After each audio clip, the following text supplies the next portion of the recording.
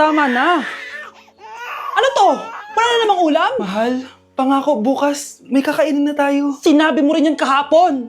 Paano tong anak natin, ha? Paano natin ito bubuhayin? Mahal, please, magtulungan tayo. Makakaahon din tayo dito. Ayoko na. O ito, ikaw na maghalaga niyan.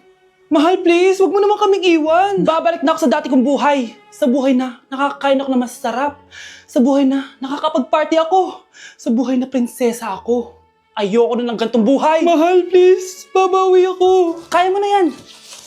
At wag mo na ako gugulin, ha? Anak, pangako hindi kita iiwan ha. Nandito lang ako para sa'yo. Hindi kita papabayaan. Okay, Mr. Ramon?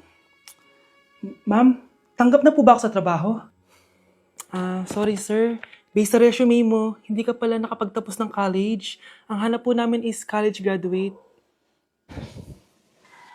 Uy, Ramon, mukhang galing ka sa interview, Natanggap ka? Hindi nga eh. Baka may alam kang pwede kong pasukan ng trabaho.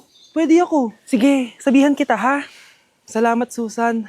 Dami naman basura dito. Ramon! May hiring daw yung kakilala ko at pwede ka daw doon magtrabaho. Ha? Talaga? Sa wakas, mabibilin ko na lahat ng pangangailangan ng anak ko. May anak ka pala? Oo. Iniwan kami ng nanay niya dahil di niya kaya tong gantong buhay. Hayaan mo, hindi mo deserve yun. Wow, ang bilis. May pumalit na agad sa akin. Mali ka nang iniisip. Alam mo ba, Ramon, nabibili ko na lahat ng gusto ko ngayon. Kumakain kami sa magandang restaurant at nakatira ako sa mansyon. Ha? Honey, tara na. Ipag-shopping pa kita mamaya. Baka malit pa tayo sa dinner natin. Okay, honey, papunta na. At ikaw, babae ka. Kung ayaw mong masira ang buhay mo, layuan mo yung lalaking yan. Grabe, ang pangit ko pala dati nung bata ako. Sino itong tumatawag? Hello? Scarlett, wag kang papasok bukas sa school ha? Ha? Bakit? Sino ka ba? Basta, sundin mo na lang ako please. Ano yun? Ang weird. Oh anak, hindi ka pumasok? Opo nay. Masakit po yung pagkaramdam ko eh. Pagaling ka anak ha? Anak, yung school mo, nasusunog. Nasusunog nay?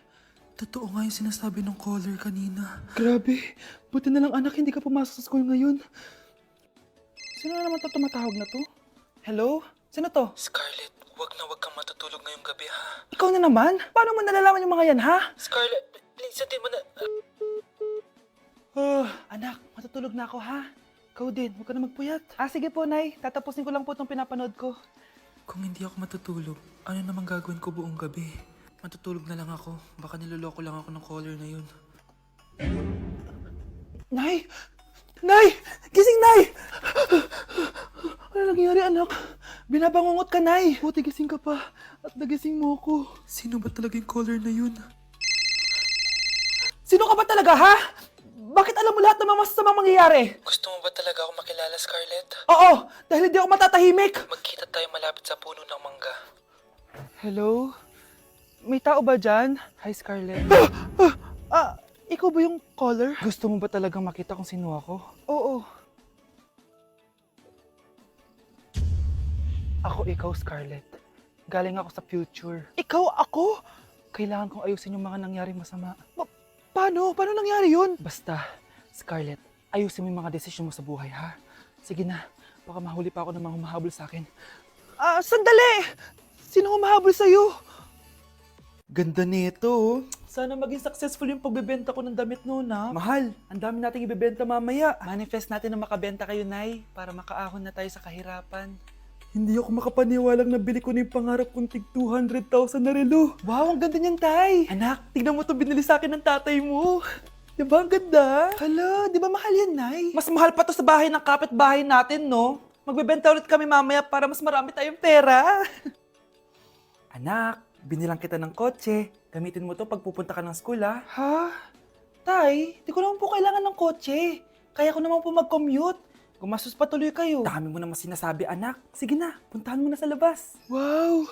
May sarili na akong sasakyan. Wow, ang ganda naman ng bagong kotse mo, Scarlett. Salamat po. Hindi ka ba nagtataka, Scarlett, kung bakit ang bilis niyong yumaman? Galing yun sa pagbebenta ng damit nila nanay. Ang dami na nga nilang mamahaling gamit ngayon eh. Sure ka ba? Na damit lang ang tinitinda nila? Nay, bumabagabag talaga sa isip ko kung bakit ang bilis nating yumaman. Ano ba talaga binibenta niyo ni tatay? Ano ka ba anak? Malaki talagang kita sa pagbebenta ng damit. Pero nay, wala nang pero-pero. Hindi ka ba masaya anak? Na mayaman na tayo? Na nabibili natin lahat ng gusto natin?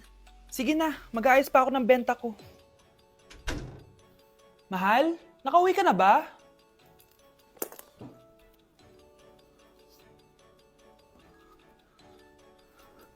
Ano ba talagang laman neto? Nagbebenta sila ng laman loob ng tao. Wow, sobrang ganda, mahal. Buti naman nagustuhan mo, mahal. Nga pala, kinuha ko na yung laman loob ng kapitbahay natin. Si Rosa? Malaking pera na naman to. Mahal, hindi dapat malaman ni Scarlett to, ha? Ano yun? Nasaan yung ledger? Nandito lang yung kanina. Ba't mo winala yung ledger, mahal? Nandun lahat ng mga sikreto natin. Sinong tao dyan? Ganda ko dito, oh. Sino yun? Nasaan na yun? Bata, okay ka lang ba? Kanina ka pa kasi nakatayo dyan eh. Pwede mo ba ako tulungan? Tulungan saan? Nawawala kasi yung kwintas ko. Dito ko yun nawala. Bigay kasi yun ng nanay ko sa akin eh. O sige, tara. Saan mo ba kasi yun uling nakita? Dito lang yun, banda sa puno. Kwintas? Kanina pa ako paikot-ikot dito sa punong to. Wala namang kwintas eh. Sure ka ba? Bata? Walang yung batang yun na. Iniiwan ako dito. Pinaglalaroan lang ata ako. Uwi na nga ako. Hi, Scarlett. Kagulat ka naman. Paano ka nakapasok dito sa bahay namin? Tara, hanapin lang natin yung kwintas. Saan ka ba kasi pumunta kahapon? Bigla ka nawala eh. Hindi ko din alam eh. Oo, tara, hanapin na natin yung kwintas mo. Yay! Anong kulay ba kasi yun? Kulay silver yung kwintas. Silver? Kanina pa ako naghahanap dito. Parang wala naman silver na kwintas dito. Bata? Iniwan na naman ako. Andito ka lang palang bata ka? Ang ginagawa mo dyan? Nay, hinahanap ko yung kwintas ng batang kasama ko. Umuwi ka na. Magagabi na oh. Sige, Nay. Nay, yan ata yung kwintas na hinahanap ng bata. Ba't nasa iyo yan? Wala to anak. Tara, uwi na tayo. Nay, saan mo ba talaga galing yung kwintas na yan? Itong kwintas na to anak, special to sa akin dahil galing to sa kapatid ko. Kaso, namatay siya nung 9 years old siya. So yung bata kanina, siya yung tita ko na namatay? Oo anak, siya lang ang may favorite sa akin. Mga magulang namin. Ayaw sa akin. Kaya sobrang mahal ko yun, anak. Ang lungkot naman pala, Nay. Sobrang sakit lang. Sorry. Tama na yun, Nay. Nanay mo yung pumatay sa akin, Scarlett.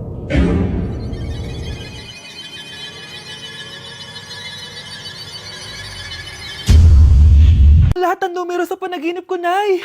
Alam mo anak, swerte ka talaga eh. Nay, may good news din ako. Gagraduate na ako next month. Talaga ba anak? Akala ko talaga bagsak pa rin ako eh. Buti naman at di ka na ulit ng high school. Congrats! Good luck sa college! Mga anak, may good news din ako. Sabi ng doktor, magaling na daw ako sa sakit ko. So, ibig sabihin, hindi mo na kami makakalimutan, Nay? Oo, anak. Parang sunod-sunod yung swerte natin, Nay, no? Siyempre, dahil din yan kay Lord. Sige na, anong oras na? Matulog na tayo, ha? Good night, Nay.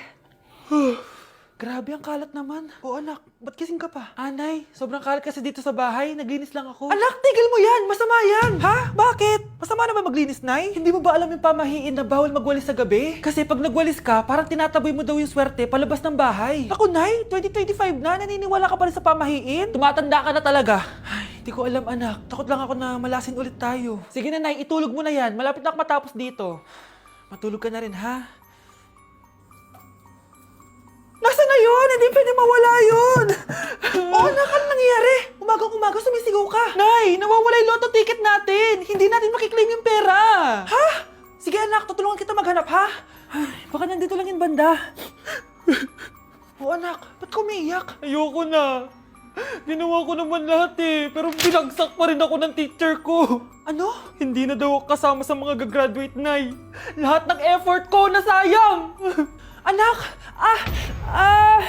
Nay, magpahinga ka muna. Ako na muna bahala dito. Ano na naman nangyayari sa pamilya natin? Anak? Scarlett? Kyle? Susan? Kamusta ka na? Dok? Ba't nandito ka? Dinalaw kita para kamustahin ka. Mga musta? Di ba sabi niyo magaling na ako, Dok? Yun din nakakala ko. Ha? Teka lang, nakita mo ba yung mga anak ko? Susan, matagal nang patay ang mga anak mo. Ha? Hindi mo ba naaalala? Pareho silang na-depress. Si Scarlett dahil sa nawala niyang lotto ticket. Si Kyle naman dahil hindi nakagraduate. Kaya, ayun. Kailangan mo ulit maggamot, Susan. Dahil lumalala na naman ang demensya mo. Hey, Susan. Someone's calling. Hello anak, kamusta na kayo dyan? Padala ka ng 10,000 ha? Dahil wala na kaming baon ng mga kapatid ko. Anak, pasensya ka na, di mo na ako makakapagpadala ngayon. Di ba pumunta ka dyan para sa amin? Wala ka naman palang kwenta eh. Sige anak, gagawin ko ng paraan ha. Di na muna siguro ako bibili ng gamot para may maipadala ako. Ako? Wala na ako nanay, di ba? Eh, sino yung tumatawag, te? Di ba nasa ibang bansa yung nanay niya? Ano naman gusto mo? Hello anak, buti naman sinagot mo na. Nagpadala pala ako sa inyo ng mga kapatid mo. Baon niyo yun tapos pampagawa na rin ng bahay. Okay, ikaw na bahala dun ha. I love you. So, ayun na nga. Hello Mars? Mars, alam mo ba, yung anak mo, lasing umuwi kagabi. May kasama pang lalaki. Baka ibang babae yun Mars ha. Hindi naman ganun yung anak ko. Sure ka ba talaga, Mars, na yung mga perang pinapadala mo, napupunta talaga sa baon at bahay nyo? O ano? Nakapagpadala ka na ba ng pera? Oo anak, nagpadala na ako kanina. Dagdagan mo ha, marami kaming bayarin ngayon. Anak, matanong ko lang, saan mo ginagastos yung mga pinapadala ko? Babe, ano ba? Oh babe, shot ka pa. Ano to, Scarlett, ha? Dito lang ba napupunta yung mga pinapadala ko sa'yo, ha? Mga alak at vape na yan? Ba't umuwi ka pa? Nagpakahirap ako sa ibang bansa para sa inyo ng mga kapatid mo. Simula nung iniwan mo kami, wala na kaming nanay. Sa tingin mo ginusto ko to, ha? Wala akong choice, Scarlett. Ginawa ko to para sa inyo ng kapatid mo. Sa tingin mo ba ginusto namin na umalis ka? Nasanay kami nung wala ka. Kaya okay kami kahit mawala ka. Nay!